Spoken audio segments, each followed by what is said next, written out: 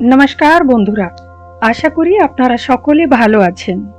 আমরা সকলে গুরু দীক্ষা নেই, গুরু ধারণ করি, আর গুরুর প্রতি নিজের মনে ঈশ্বরের চেয়েও বেশি ভক্তি রাখি।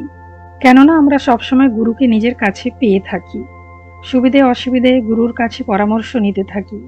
আর সব থেকে বড় জিনিস যেটা আমি মনে করি আর আমি যা পেয়েছি সেটা হচ্ছে গুরুর কাছ থেকে অনেক কিছু শিখতে পাই, জানতে পাই, এই পৃথিবীর গুপ্ত গূঢ় রহস্যের কথা জানতে পাই। তাহলে আসুন আজকে আমরা এই গুরু মন্ত্রের বিষয়ে সুন্দর আলোচনাগুলো জেনে নিব, গভীর কথাগুলো জেনে নিব, যেগুলো সহজে বাইরে কোথাও আলোচনা করা হয় না। বন্ধুরা, গুরু ধারণ করবার পূর্বে অর্থাৎ গুরু মহাশয়ের কাছে দীক্ষা নেওয়ার পূর্বে ওনার যোগ্যতা ও দক্ষতার বিষয় খুব ভালো করে জেনে নিতে হয়। আর এটা জেনে নেওয়াও দরকার। বেশ কিছু বছর পূর্বেও পর্যন্ত আমরা সত্যি এক ভালো ও উচ্চমানের সিদ্ধ গুরু সহজেই পেয়ে যেতাম। কিন্তু বর্তমান সময়তে একটু চিন্তা করতে হয়, একটু ভাবতে হয়। সব গেরুয়া বসনধারীরা সাধু, সন্ন্যাসী বা গুরু হন না। কেননা গুরুদেবের কাছ থেকে পাওয়া বিশেষ লুকোনো মন্ত্রটি একটি মানুষের কেবল তারই জীবন নয়, বরং তার সন্তান, তার পরিবার এবং বংশকে উদ্ধার করার ক্ষমতা রাখে। তাই জন্যে সেই রকম সিদ্ধ গুরু হওয়া দরকার। আর ওনার মুখ থেকে বেরানো যে বাণী অর্থাৎ মন্ত্রটিও যেন সেমনি উচ্চমানের হওয়া দরকার, যার দ্বারা সাধকের জীবন পাল্টে যায়। সে এত উঁচুতে উঠতে পারে কি তার মনে হবে যে আমি সত্যি এই পৃথিবীতে কেন যে জন্ম নিয়েছিলাম আজ বুঝতে পারলাম। গুরু যে মন্ত্র বা কোনো শব্দ দিয়ে থাকেন, গুরু যখন দীক্ষা দেন তখন সাধককে হয়তো তিনি মন্ত্র দেন, আর না হলে কোনো একটি শব্দ দিয়ে থাকেন। তার কিন্তু খুব তীব্র ইফেক্ট সাধকের উপর পড়ে। দেখুন, আমি এখানে শিষ্যকে সাধক বলছি, যেটাকে আমি প্রায় বলে থাকি। তাই এই মন্ত্রের বা এই শব্দের ক্রিয়াকলাপও খুব জোরদার হয়ে থাকে। কেননা এক দক্ষ গুরু সাধকের বিভিন্নভাবে ক্ষমতার, যোগ্যতার টেস্ট করে তারপরেই কিন্তু এক বিশেষ পদ্ধতির দ্বারা সাধকের জন্য যেটা মঙ্গলকারী হবে সেই দীক্ষা মন্ত্রটি সাধককে দিয়ে থাকেন। তাই মন্ত্র ও মন্ত্র প্রাপ্তির পদ্ধতি এবং সাধকের ক্ষমতা মিশে এক প্রচণ্ড ঊর্জাতন্ত্রের নির্মাণ করে। এটা কিন্তু তখন সাধক বুঝতে পারে না। সাধক কিছুদিন যখন মন্ত্র জপ করে তখন নিজের মনে ও দেহে এক হালকা হালকা পরিবর্তনের অনুভূতি বুঝতে পারে। এসব ক্রিয়া আপনি আপ হতে থাকে। গুরু জানেন যে এই মন্ত্রটি সাধকের জীবনে কেমন কাজ করবে, কিন্তু সাধককে এসব কিছুই জানানো হয় না। তাকে কেবল ভক্তি ও বিশ্বাস রাখতেই বলা হয়। এক শিষ্য তখনই এই মন্ত্রের প্রভাবকে বুঝতে পারবে যখন মন্ত্রের গুড ইফেক্ট শিষ্যের জীবনকে ক্রমশ সুখ, আনন্দে ও উন্নতিতে ভরে দিবে।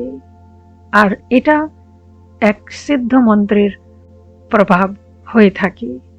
আর তার জন্য প্রয়োজন হয়ে থাকে শিষ্যের বা সাধকের গুরু দ্বারা শিখিয়ে দেওয়া বিধিকে মেনে চলা এবং নিয়মিতভাবে মন্ত্র জপ করা, সাধনা ও অনুষ্ঠান করা। এখানে সাধকের মনে অনেক সময় প্রশ্ন উঠে যে গুরু প্রদত্ত দীক্ষা মন্ত্র ও আমার ইষ্টদেবী বা দেবতা তো আলাদা। আরে, এ তো আমার ইষ্টদেবের মন্ত্র নয়।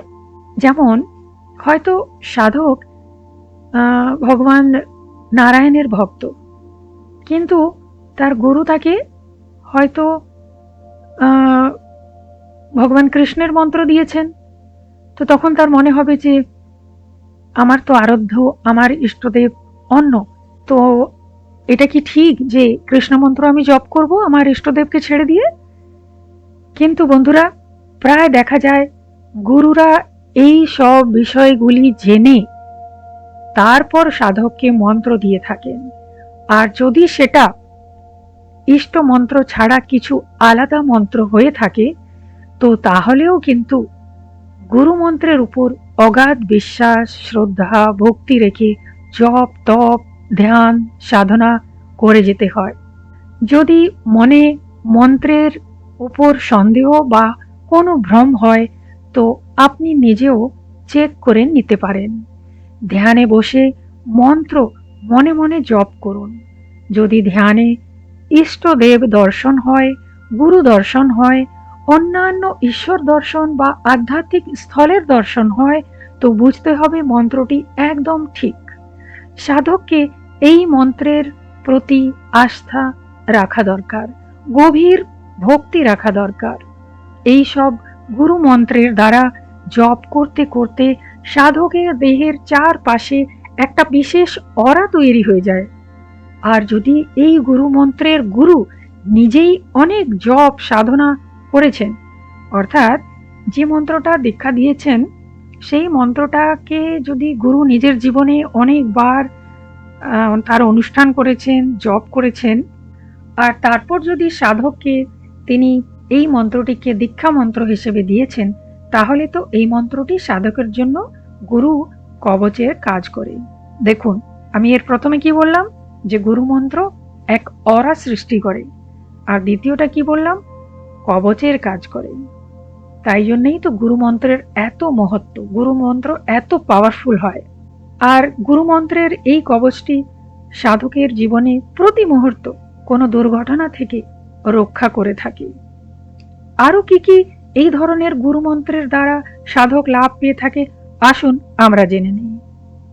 দেখুন, বলতে গেলে তো সীমাবিহীন লাভ পাওয়া যায় গুরু মন্ত্রের দ্বারা, কিন্তু আমি যেহেতু এটা প্রারম্ভিক বিষয়, তো আমি এখানে বিশেষ যে লাভ সেটা বলে দিচ্ছি। নাম্বার 1, এই গুরু মন্ত্রের দ্বারা সাধকের ধ্যান সঙ্গে সঙ্গে লেগে যায়। অর্থাৎ অনেকে বলে না যে ধ্যানে বসতে আমার অনেক সময় লাগে, ধ্যান ঠিক মতন হয় না, কিন্তু যদি গুরু মন্ত্র ঠিক থাকে তো সাধক যখন ধ্যানে বসে তো সঙ্গে সঙ্গে তার মন ধ্যানে বসে যায়। নাম্বার 2, এই গুরু মন্ত্রের দ্বারা সাধকের সাধনা খুব শীঘ্রই ফলীভূত হয়ে যায়, আর সেটা কমপ্লিট হতে প্রায় 2 মাস 3 মাস লেগে যেতে পারে। কিন্তু যদি এই গুরু মন্ত্রের প্রভাব খুব সুন্দর হয়, খুব ভালো হয়, খুব তীব্র হয়, তো 3 মাসের জায়গায় হয়তো সাধক 1 মাসের মধ্যেই সেই অনুষ্ঠান করে, সেই সাধনাটি করে সফলতা লাভ করে নিতে পারে, আর এটা হয়ও। নাম্বার 3, যদি সাধকের কোনো শারীরিক কষ্ট রয়েছে তো 2 থেকে 3 মাসের মধ্যে সে সুস্থ হয়ে যায়। নাম্বার 4, যদি কোনো কিছু খাওয়ার পূর্বে মনে মনে 3 বার গুরুকে স্মরণ করে মন্ত্র জপ করে নেওয়া হয়, তো সেই খাওয়া দেহে ঠিক মতো লেগে যায় ও দেহ সুগঠিত হয়ে যায়। নাম্বার 5, যদি নিরন্তর গুরুমন্ত্র মনে মনে জপ হতে থাকে, অনেকের হয় এটা, তো সাধক স্বপ্নে নিজের গুরুকে দর্শন করে থাকেন, আর এটা একাধিকবার হয়, এবং তার সাথে সাথে গুরু দ্বারা সেই শিষ্যটি, সেই সাধক নানান কাজের নির্দেশও পেয়ে থাকে। নাম্বার 6, কেবল নিজের গুরুর কেন, বরং গুরুদেবের গুরু ভাই এবং দাদা গুরুদেবেরও দর্শন এই রকম শিষ্য ও সাধকরা স্বপ্নে পেয়ে থাকেন। কিন্তু কখন, যদি গুরু ও গুরুমন্ত্র শ্রেষ্ঠ হয়। বন্ধুরা, আমি আজকে যা কিছু জানালাম এগুলো আমার নিজস্ব অনুভবের কথা জানালাম, আর তাছাড়া আমি অনুসন্ধান করে যা কিছু পেয়েছি সেই সব কিছুর একটি বিশেষ তথ্য আপনাদেরকে জানালাম।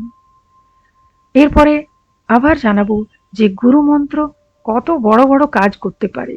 আপনারা যদি কিছু এই বিষয়ে জানতে চান তো কমেন্ট সেকশনে প্রশ্ন করতে পারেন। আজ তাহলে এই পর্যন্ত। আপনারা সকলে ভালো থাকুন। জয় রঘুনাথজি।